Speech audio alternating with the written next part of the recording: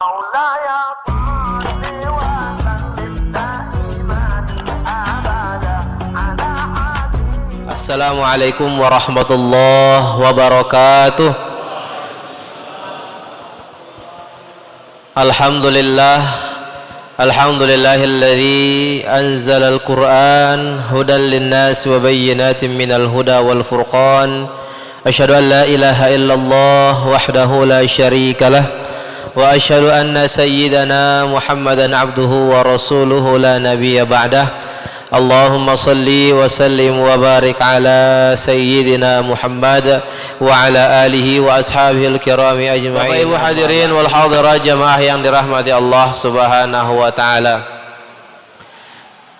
Yang terpenting dalam memperingati nuzulul Quran bukanlah seremonial seperti majelis ini, melainkan adalah praktek dan amaliyah yang dilakukan setelah ini.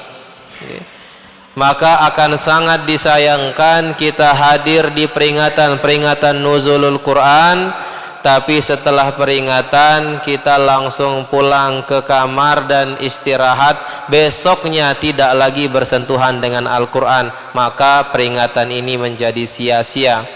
Maka yang paling penting dari peringatan nuzulul Quran adalah mulai untuk mengaji, mulai untuk membuka Al-Quran, dan mulai bersama untuk membaca Al-Quran. Karena sudah dipastikan dan sudah dipahami bersama bahwa pentingnya membaca Al-Quran dalam kehidupan kita. Dari segi fadilah yang besar, dari keutamaan dan keistimewaan Al-Quran, insya Allah masing-masing dari kita sama-sama mengetahui. Pertanyaannya adalah kapan kita akan mulai mengaji Al-Quran. Ini menjadi pertanyaan bagi kita. Kadang beberapa masyarakat kita gemar hadir kajian-kajian nuzulul Quran, tetapi lupa untuk memulai membaca Quran. Kadang gemar rajin hadir majelis-majelis ta'lim yang diisi dengan fadilah-fadilah Al-Quran, bagus, tetapi lupa dia untuk membaca Al-Quran. Ini sangat disayangkan. Padahal Allah Subhanahu wa ta'ala dalam hadis qudsi, Allah mengatakan, man syaghalahul Quran an dzikri wa mas'alati, orang-orang yang disibukkan hidupnya oleh Al-Quran sampai mereka lupa zikir kepadaku, sampai mereka lupa berdoa kepadaku, sampai mereka lupa meminta kepadaku, maka Allah katakan, saya akan berikan sesuatu yang afdal, lebih bagus, lebih baik daripada orang-orang yang hanya sekedar meminta saja. Orang yang kesehariannya disibukkan oleh Al-Quran, orang yang kesehariannya sibuk membaca Al-Quran, maka yang Allah kasih kepadanya jauh lebih besar daripada yang Allah kasih kepada orang-orang yang hanya sebatas meminta saja. Karena Allah ya'lamu ma fis sudur, Allah mengetahui apa yang ada dalam hati kita. Tanpa perlu kita sampaikan kepada Allah, Allah tahu.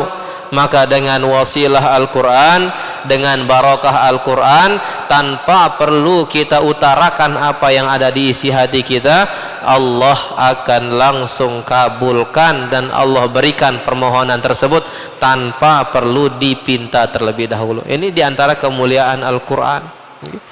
Bapak Ibu hadirin wal hadirat jamaah yang dirahmati Allah Subhanahu wa taala, bertepatan dengan bulan suci Ramadan, sebagaimana Allah berfirman, syahrul Ramadan alladzi unzila fihil Quran.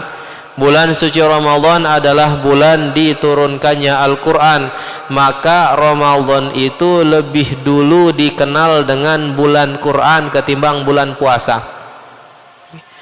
Memang Ramadan ini tidak lepas dari puasa dan Al-Quran, tapi kalau dilihat dari sejarah, Ramadan itu lebih dulu dikenal dengan bulannya Al-Quran, belum dikenal dengan bulan puasa. Karena pertama kali yang memuliakan Ramadan adalah turunnya Al-Quran di dalamnya.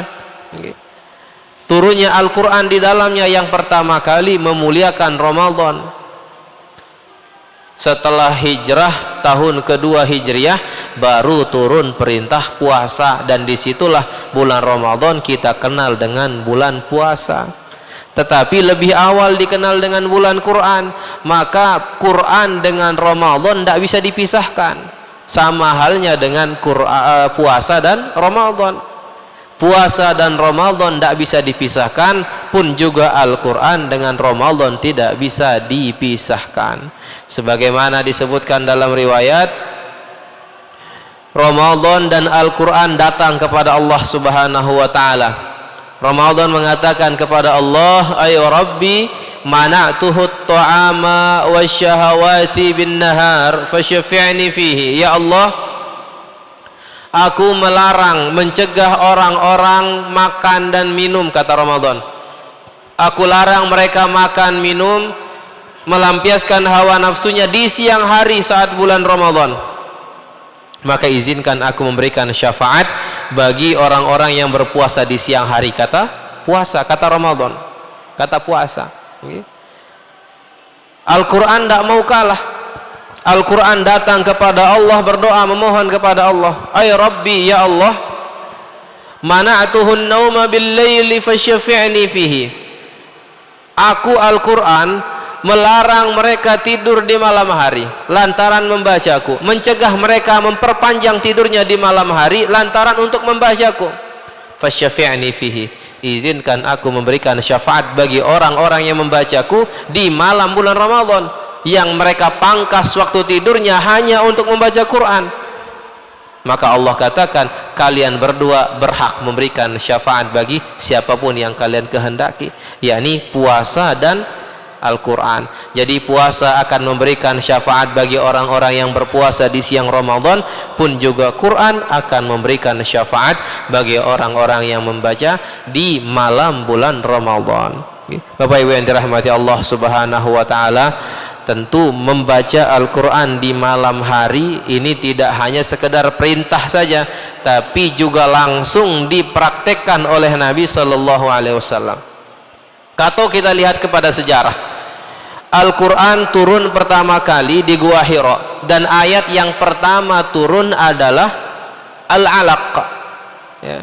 Al-Alaq dari ayat 1 sampai ayat 5. Ini ayat yang pertama turun. Tidak lama setelah ayat itu turun surat Al-Muddathir. Setelah Al-Muddathir turun lagi ayat yang lainnya yang acak-acakan. Wa anzir ashiratakal aqrabin. Nanti ketika ada orang-orang bertanya, perempuan-perempuan bertanya tentang haid, turun ayat tentang haid. Wa yas'alunaka 'anil mahid qul huwa adza fa'tazilun nisaa fil mahid. Ketika orang-orang bingung tentang khamr, turun ayat tentang khamr. Wa yas'alunaka 'anil khamri wal maisir. Jadi ayat-ayat Al-Quran turun sesuai dengan pertanyaan, sesuai dengan keadaan, sesuai dengan masalah yang terjadi. Turun 22 tahun, okay? 22 tahun, 2 bulan, 22 hari. Al-Quran turun, okay? Berangsur-angsur, dan ayat yang berbeda-beda, acak-acakan, tidak murni dari Al-Fatihah sampai An-Nas, tidak runtun turunnya Al-Quran. Tapi kenapa sampai kepada kita Al-Quran itu utuh sempurna dari Al-Fatihah sampai An-Nas? Ini kan kadang kalau kita tidak pahami sejarah, bingung kita. Kan ayat yang pertama turun Al-Alaq, tapi kenapa ayat yang pertama kali kita baca Al-Fatihah? Ternyata di setiap bulan Ramadan malaikat Jibril datang, kata Nabi, malaikat Jibril datang kepadaku dan membaca, belajar Al-Quran bersama. Yudarisuhul Quran, ya. Istilah tadarus Al-Quran, belajar bersama, satu membaca, satu mendengarkan, satu mendengarkan, satu membaca.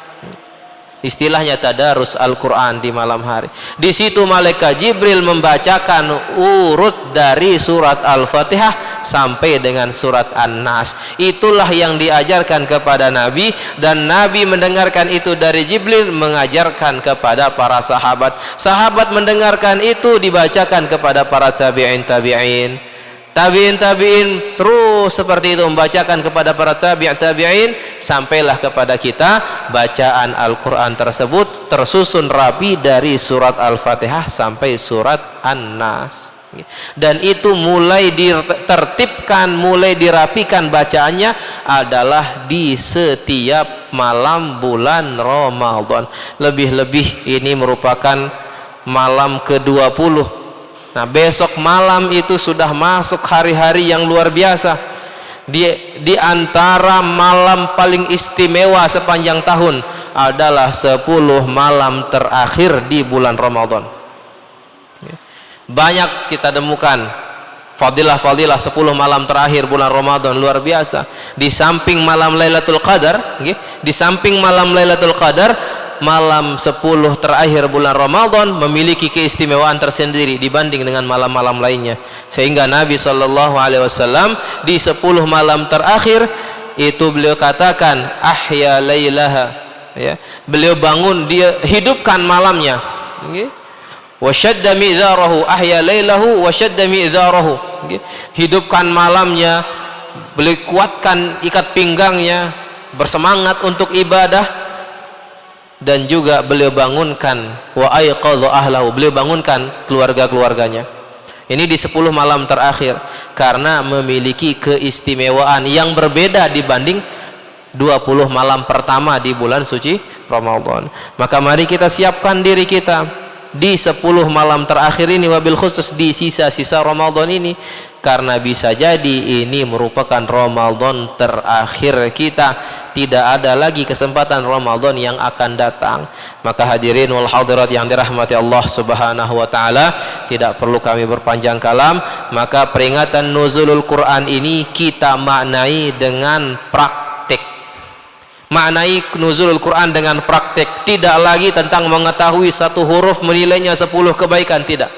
Ini sudah selesai kita di masalah fadilah. Tidak lagi kita membahas bagaimana orang yang baca Qur'annya masih terbata-bata semua mendapatkan fadilah. Bagaimana dengan orang yang bacaannya lancar, merupakan keistimewaan tersendiri di sisi Allah, dikawal oleh para malaikat. Orang yang bacaannya masih terbata-bata tetap mendapatkan pahala karena dia sudah bersusah payah membaca Al-Quran. Jadi tidak ada ruginya kita membaca Al-Quran. Dan terakhir, hadirin dirahmati Allah Subhanahu wa taala, segala sesuatu yang kita miliki, segala sesuatu yang kita punya, kalau kita tinggalkan dan kita buang, dia akan menjadi sampah kecuali Al-Quran. Segala sesuatu yang kita miliki, segala sesuatu yang kita punya, kalau kita tinggalkan, kalau kita buang, akan menjadi sampah kecuali Al-Quran. Karena orang-orang yang meninggalkan Al-Quran, orang-orang yang meninggalkan Al-Quran, orang-orang yang membuang Al-Quran, merekalah sampah yang sesungguhnya. Hadirin wal hadirat yang dirahmati Allah Subhanahu wa taala, mungkin ini saja yang dapat kami sampaikan pada peringatan nuzulul Quran di malam hari ini. Mari sama-sama kita hidupkan malam-malam terakhir kita di bulan Ramadan dengan sama-sama membaca Al-Quran, memperbanyak tilawah Al-Quran kita, dan berdoa memohon ampun kepada Allah. Mudah-mudahan dengan bacaan Al-Quran itu mengampuni dosa-dosa kita, mudah-mudahan dengan bacaan Al-Quran itu mengangkat derajat kita, dan mudah-mudahan dengan bacaan Al-Quran itu juga menjadi syafaat bagi kita di yaumil qiyamah nanti. Amin ya rabbal alamin. Aqulu qouli hadza wa astaghfirullah ta'ala li wa lakum wa lisairil muslimin wal muslimat min kulli dhanbin fastaghfiruhu innahu wal ghafurur rahim. Astaghfirullahaladzim, astaghfirullahaladzim, astaghfirullahaladzim. Wa sallallahu ala sayyidina Muhammadin wa ala alihi wa sahbihi ajma'in. Walhamdulillahi rabbil alamin. Assalamualaikum warahmatullahi wabarakatuh.